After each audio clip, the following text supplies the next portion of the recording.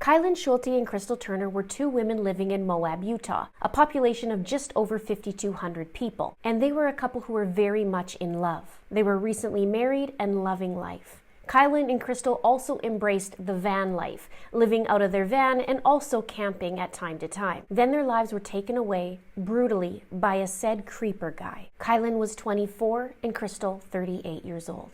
The couple went out one night in Moab in August of 2021, Friday the 13th to be exact. They went to the local pub and talked about a creepy guy being near their campsite. That eerie conversation was about to become a clue in their own murders. They said to their friends that if something happened to them, that they were murdered. And murdered they were. When Crystal and Kylen didn't show up for their shifts on Monday, August 16th, people knew something was very wrong. Crystal worked at the McDonald's in Moab, and Kylen worked at the Moonflower Market. Now, the Moonflower might sound familiar to you because that's from the Gabby Petito case. That's where Gabby and Brian were having an altercation in front of the Moonflower on August 12th, the same day that Kylen was working. And this would have been 2 days before the couple were murdered. Gabby and Brian were later pulled over. The officers split them up. Gabby stayed with her van, and Brian went to a local hotel, which is just right around the corner from the Moonflower. The authorities ruled out Brian Laundrie as a suspect, which means there's still a killer on the loose. Now let's get into the timeline and the details. On Thursday, August 12th, Kylen worked her last shift at the Moonflower from 7 a.m. to 2 p.m. Kylen and Crystal were camping at the time at LaSalle Mountains, which is south of Moab. They were camping there instead of staying in their van. Now on Friday, August 13th, that's when Kylen and Crystal met up with their friends at the pub called Woody's Tavern in town. While they were there, they mentioned the creepy guy at the campsite, and they also said that they were thinking about changing locations because of it. Kylen told their friends that if something happened, that they were murdered. The friend recalled the night and said, "We were just having a great time, having a couple drinks, and all they said was that there was a creep staying next to them, and that was it." Kylen and Crystal left the tavern around 9:30 p.m. and that would be the last time that they were seen alive by friends and loved ones. Now, it was thought that between Friday the 13th and Monday the 16th was when the girls were murdered, and it was believed to be at night or assumed to be at night. But just a few days ago came a shocker. It's confirmed that Kylen and Crystal were murdered in broad daylight. Broad daylight. On Saturday, August 14th at 11:35 a.m., there were reports of gunshots and people screaming. Pretty brazen, isn't it? Not at night, not creeping up on them in the dark, in the light of day just before noon, and in an open camping area. Kylen's haunting words came true. Sunday the 15th is when Crystal missed her shift at McDonald's. On the 16th, Crystal missed her shift at McDonald's. And Kylen missed her shift on Monday the 16th at the Moonflower. The cops were called to report the girls missing. That's when Kylen's dad, Sean Paul, took it to Facebook. He was pleading to find the girls, and one woman named Cindy Sue Hunter, she saw his pleas for help, and she said, "You know what? I'm going out there and I'm going to go look for the girls and I'm going to find them." On Wednesday, August 18th, that's what she did. She said she drove around for hours and then she pulled over. She said typically there's not great phone service in the area in the mountains, but on this day it did. Cindy talked to Sean Paul on the phone, and he told her all about the creepy dude and wanting to move into a different camp. Here's where listening to your gut and following your gut instincts led to the girls, something that a lot of people don't listen to. Cindy said, "At this point, I'm talking out loud to the girls, begging them to give me a sign. My 3 dogs were looking at me like I was crazy." She brought along photos of Crystal and Kylen, and whoever she ran into, she showed them pictures of them and said that they were missing. She said she kept driving and she felt something, a sign. She said, "When I went to turn on Lake Warner, I don't want to say I had voices in my head, but I was told to go straight and hurry. It just kept repeating. I'm going towards Sand Flats Road, and out of the corner of my eye, I saw a flash of silver through the trees, and I saw a campsite down a tricky little side road. Very easy to miss, and that's when I found their car." Their campsite was in the South Mesa area in the LaSalle Mountains. So she found the campsite, and when she got there, she said she wasn't sure what she was looking at. She knew that they drove a silver Kia, but she didn't know which model. But when she saw their little pet bunny that was in his cage underneath the tree, she knew it was the right site. So she checked the car, they weren't in there. She checked the tent, they weren't in there. She called Kylen's dad, Sean Paul, and said she found the campsite. He asked her, was there any sign of the girls? And Cindy Sue went to where there was a pile of dirt near the car. She said, and that's when I found Kylen's body. At that point, Sean was screaming at me to run back to my car. It's silly to think the killer would still be there 4 days later, but we didn't know. I ran back to my car and locked the doors and called the police and said that I had found one of the bodies. It felt like hours before they got there. The wait time was pretty hard, and when they got there, they found Crystal's body. That phone call was said to be made at 11:30 a.m., and the officers kept her on the line so that they could pin her location. Kylen and Crystal were shot to death multiple times with a 9mm. In court documents, it states, the wounds were located on the backs, sides, and or chests of the victims. And Kylen and Crystal were found undressed from the waist down, and one had a bra that was raised to expose her breasts. The gun was not found at the crime scene. Authorities issued a statement, and at the time, they said there wasn't a threat to the community. So Kylen's dad, Sean Paul, went to a spot in a park in Moab and set up a clue booth and was doing everything he can and still is to find the killers of his daughter and his daughter-in-law.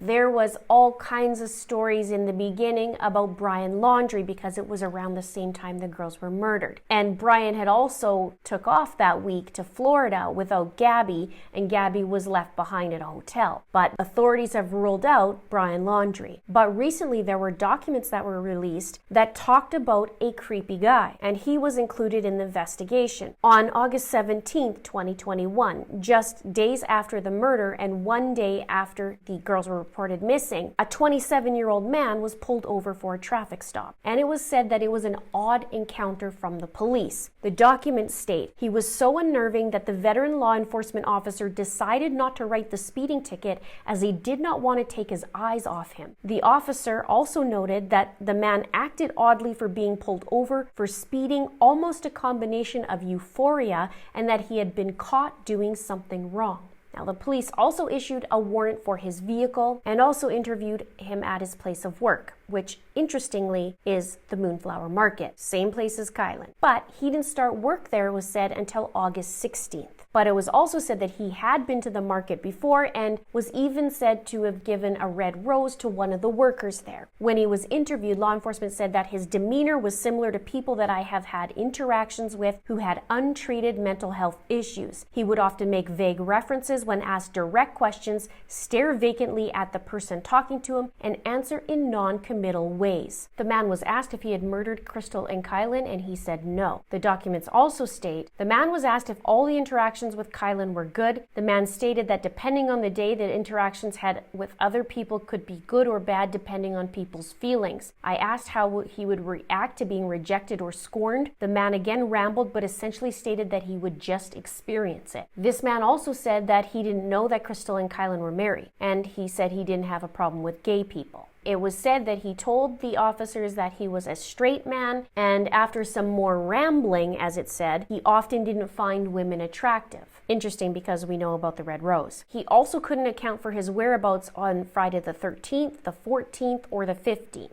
And what he said about that, according to documents, was he would travel to a spot that he often slept at as it was away from people. He described the location that he would normally sleep at as 100 to 300 yards up the loop road from the Moab overlook on a dirt road, and that he had left a blanket there. This guy said that he routinely sleeps in his car and often camps along LaSalle Loop Road. So law enforcement go check the place out. They did find the place that this man alluded to, and they found 2 blankets and a jacket that appeared to have blood on it. The authorities gathered the items as potential evidence, and the items had been rained on, so it potentially ruined or compromised the evidence. Here's where is very notable. The area where the items were found would have been passed by Kylen and Crystal on the way to their campsite. And interesting that he would mention the blanket, don't you think? Let me know in the comments below. Now, women who knew this guy told police that he makes unwanted advances advances towards women and makes them feel uneasy. So this guy didn't have an alibi for the entire weekend, other than sleeping. And it's interesting, isn't it? He's saying he didn't find women attractive, but the girl at the store he gave a red rose to, I guess, was an exception. And here we have creepy behavior, no alibi, and near the area where the murder took place, a blanket was found with blood on it, and also the comments about his mental health. He did tell authorities that he saw Kylen and Crystal at McDonald's. He said he went in there for fries, which is where Crystal worked. And Crystal and Kylen would park their van there and sleep in it. And this is a small town, so if he did live there,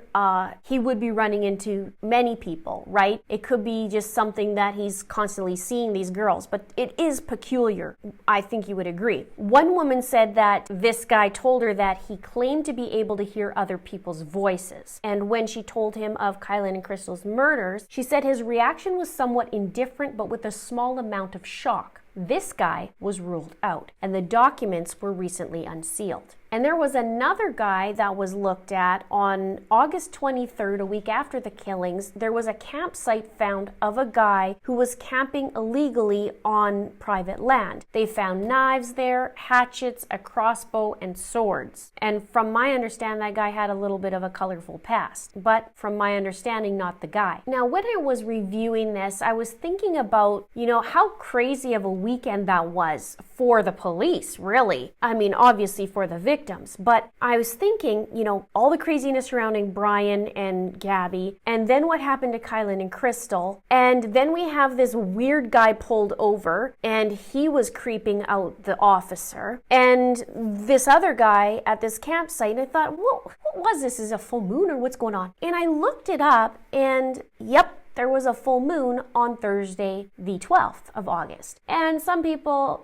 might dismiss this, but if you talk to police officers, nurses, teachers, paramedics, they will all tell you that 3 days surrounding the full moon, so before or after, it gets crazy. And I know from my own experience with my husband, who's a paramedic, he knows when it's full moon that it's going to be crazy busy and he's going to have a lot of people with psychological issues. That's his experience. Let me know yours in the comments below. On August 31st, Kylen was laid to rest in Montana, and on September 1st, Crystal was laid to rest in Arkansas, both where they were from. They were vibrant, they were happy, they were so in love, and people loved them. If you were in the area of Moab on August 12th, the 13th, and the 14th, please try to remember if you saw a creepy guy, anything out of the ordinary. Check your cams, your vehicle cams. Sean Paul has stated if you've seen anybody arriving at the crime scene on the 12th, leaving the crime scene and coming back later on the 13th, which would be the potential crime scene, right? Or frantically driving down the mountain or over top of the mountain just before noon. He wants you to contact his PI, Jason Jensen. I will have that link in the description box below for you. And he also listed a bunch of roads. You'll see this right here as I'm talking about it, and I'll also put that in the description box below this video. Sean also talked about the 9mm handguns, and he said 9mm handguns that could have been dumped, hawked, stolen, ditched, thrown in the river. Someone might have asked you if you could get rid of one.